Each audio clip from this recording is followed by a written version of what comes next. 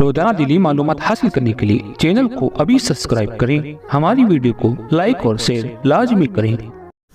آج زکوٰۃ کا نظام پورا درہم برہم ہے۔ زکوٰۃ ہمارے ہاں نکالی جاتی ہے، لیکن نظام ایسا درہم برہم ہے، کہیں جا کر کے زکوٰۃ کا پیسہ جام ہو جاتا ہے، مستحقین ویسے کے ویسے ہیں۔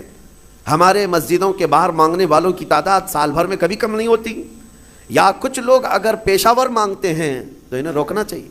میں یہ نہیں کہتا کہ وہ صرف اور صرف غریب مستحقی ہیں، ہو سکتا ہے کچھ لوگ پیشہ بنا لیے ہوں مانگنے کو، لیکن مسلمانوں کو ان تمام چیزوں کو روکنا چاہیے۔ اور ہماری زکوٰۃ کا جو نظام ہے، اللہ نے سب سے پہلے قرآن میں فرمایا انما الصدقات للفقراء والمساکین، سب سے پہلے زکوٰۃ کے مستحقین فقیر ہیں، مساکین ہیں۔ اور پھر یہ جو مدارس کا ہے، مدرسوں کو زکوٰۃ، ان کا نمبر قرآن پاک میں سب سے اخیر میں ہے، فی سبیل اللہ، یعنی جو اللہ کی راہ میں ہیں وہ طالب علم ہے۔ ہاں اگر وہ مستحق غریب ہے، فقیر ہے تو ٹھیک ہے، وہ بھی نمبر 1 پر زکوٰۃ لے سکتا ہے۔ لیکن آج ہمارے لوگوں میں ایک ذہن میں یہ بات بیٹھی ہے کہ زکوٰۃ صرف اور صرف ایک جگہ جو مدرسوں کو دی جاتی یہی ہے، وہ ایک حصہ ہے، آپ ضرور دیں، جو مستحق ادارے ہیں وہ دین کا نظام چلا رہے ہیں ضرور دیں، لیکن آپ آس پاس کبھی نظر نہیں کرتے، اپنے ارد گرد نظر نہیں کرتے۔ قرآن پاک میں ان فقیروں کا ذکر کیا گیا ہے کہ جو شرم کے مارے تم سے مانگتے نہیں وہ حقیقت میں فقیر ہے، حیا کی وجہ سے تمہارے پاس ہاتھ نہیں پھیلاتے وہ حقیقت میں فقیر ہیں، اور ان کو دینے پر اللہ نے تمہارے بہت بڑے اجر کا وعدہ فرمایا۔ یہ احساس آپ کو خود کو ہونا چاہیے۔ میں آج ایک مثال دوں، نبی پاک صلی اللہ تعالیٰ علیہ وسلم کا جو نظام ہے، سیدنا عثمان غنی رضی اللہ تعالیٰ عنہ کا جو مال تھا، حیرت ہوتی ہے آج بھی مدینہ طیبہ میں حضرت عثمان غنی کا اکاؤنٹ چل رہا ہے، آج بھی ان کے بینک کا کھاتہ چل رہا ہے، 14 صدیاں گزر گئی، ان کے نام کی جائیداد آج بھی موجود ہے، ان کا باغیچہ، ان کا کنواں جو انہوں نے خرید کر کے وقف کیا۔ جس کے پاس مال ہے وہ اگر اپنے سرمایہ کو ریٹرن قوم تک پیش کرتا ہے تو اس کا مطلب یہ نہیں ہے کہ اس کا سرمایہ کم ہو جائے گا۔ تاریخ کی سچائیاں بتا رہی ہیں 14 سینچریاں گزر گئی لیکن ان کے مال میں ابھی بھی کمی نہیں ہے۔ مدینہ طیبہ میں ان کے نام کی پوری ہوٹل بھی ہے، وقف عثمان بن عفان۔ حضرت عثمان غنی رضی اللہ تعالیٰ عنہ کے وقف کی ہوئی چیزیں آج بھی مدینہ میں موجود ہیں اور سرمایہ کما رہی ہیں، آج بھی کما رہی ہیں۔ مدینہ طیبہ میں جب حضور تشریف لائے حالات کیا تھے؟ ایک ہی کنواں تھا میٹھے پانی کا، اور وہ بھی یہودی کے قبضے میں تھا، وہ پانی بیچتا تھا، تو پانی بیچا جاتا تھا۔ ظاہر سی بات ہے یہ استحصال آج بھی کچھ لوگ کرتے ہیں، جب ضرورت کی چیزیں نہیں ملتی مارکیٹ میں تو کچھ مالداروں کے پاس یہ چیزیں ہوتی ہیں، اور وہ لوگوں کو جو 10 روپے کی وہ 100 روپے میں بیچتے رہتے ہیں۔ یہ احتکار اسلام میں ناجائز و حرام ہے، لوگوں کی مجبوری کا فائدہ اٹھانا۔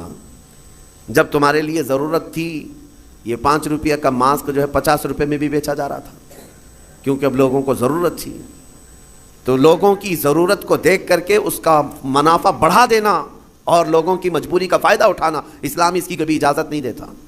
جب مدینہ طیبہ میں آئے، ایک یہودی سب کو پانی بیچ رہا ہے، پینے کا پانی۔ صحابہ جو غریب تھے حضور کی بارگاہ میں آئے، عرض کیا کہ یا رسول اللہ صلی اللہ علیہ وسلم، اتنی غریبی ہے کہ ہم پانی خرید کر نہیں پی سکتے۔ حضور اکرم صلی اللہ تعالیٰ علیہ وسلم نے اعلان فرمایا، کوئی ہے ہم میں سے جو اس کنویں کو خرید کر کے اللہ کی رضا کے لیے وقف کرے اور مسلمانوں کو پانی پہنچائے، اس کے لیے اللہ تعالیٰ جنت کی پوری نہر عطا فرمائے۔ حضرت عثمان غنی کھڑے ہوئے، مال والے تھے، پیسے تھے، کہا کہ یا رسول اللہ صلی اللہ علیہ وسلم مجھے اجازت دیں، میں یہ سودا کرتا ہوں۔ گئے، لیکن ماننا بھی تو چاہیے۔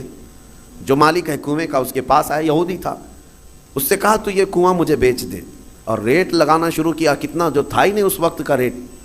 آپ نے 1000 درہم سے شروع کیا، 1000، 2000، 3000، 4000 درہم چاندی کے سکے کو کہتے تھے۔ 10,000 درہم پر بھی لگایا، وہ دینے کو تیار نہیں ہوا، کہا نہیں میں بیچوں گا نہیں کنواں۔ پھر حضرت عثمان غنی نے ایک راستہ یہ نکالا، کہا اچھا ٹھیک ہے تو نہیں بیچے گا، پارٹنرشپ میں تو کر لیتے ہیں، آدھا آدھا کر لیں گے، تو آدھا مالک میں آدھا مالک، ایک دن تو بیچ ایک دن میں بیچوں گا۔ وہ اس بات پر راضی ہوا کہ کنواں تو میرے پاس ہی رہے گا، پارٹنرشپ میں لے لوں گا۔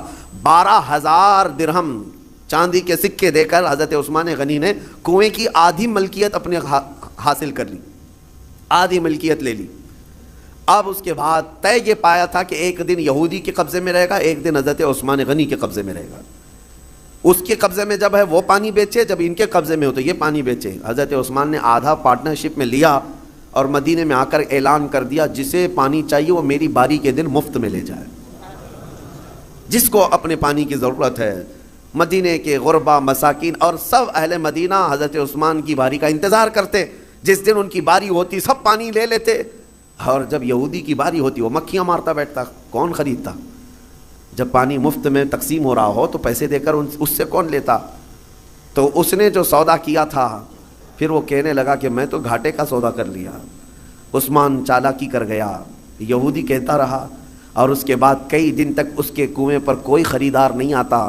تو اب حضرت عثمان کے پاس وہ آیا اور کہا باقی آدھا بھی خرید لو، آدھے کی جو پارٹنرشپ چلا رہے ہو باقی آدھا بھی تم خرید لو۔ حضرت عثمان غنی اس وقت کہتے ہیں اب مجھے خریدنا نہیں ہے، پارٹنرشپ پہ ہی چلیں گے، آدھے آدھے پر ہی چلیں گے۔ پھر حالات یہاں آئے کہ بہت اونے پونے اس یہودی کو چند سکوں پر، چند درہموں پر اپنا پورا کنواں دے کر جانا پڑا۔ حضرت عثمان غنی نے بہت مختصر سی دولت سے باقی کا کنواں خرید لیا، اور اس کے بعد بارگاہ رسالت آپ صلی اللہ علیہ وسلم میں حاضر ہوئے۔ عرض کرتے ہیں یا رسول اللہ صلی اللہ علیہ وسلم، اس کنویں کی ملکیت مجھے پوری کی پوری حاصل ہو گئی، میں آپ کو گواہ بنا کر عرض کرتا ہوں میں اس کنویں کی ملکیت سے دستبردار ہوتا ہوں، آج سے یہ کنواں صرف اور صرف اللہ کے نام پر وقف ہو گیا۔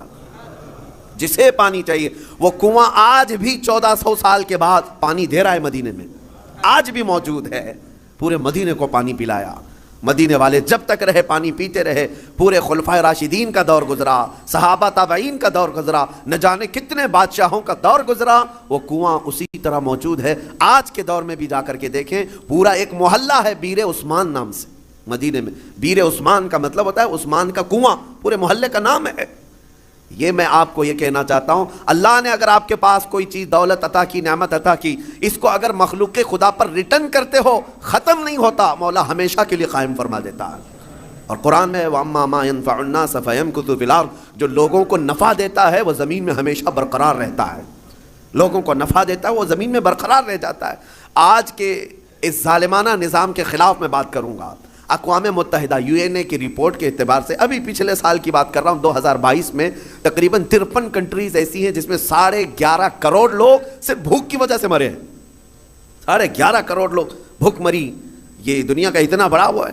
میں پوچھنا چاہتا ہوں، یہ رپورٹ نکالنے والے وہ بڑا ادارہ ہے، وہ بڑا ادارہ ہے اقوام متحدہ UN، جن کے پاس بڑے بڑے کنٹریوں کے بادشاہ آ کر بیٹھتے ہیں میٹنگوں کے لیے۔ تو رپورٹ نکالنے والوں کو کیا یہ شرم نہیں آتی کہ افریقہ کے غریب بچوں کی تصویریں چھاپ دیتے ہو؟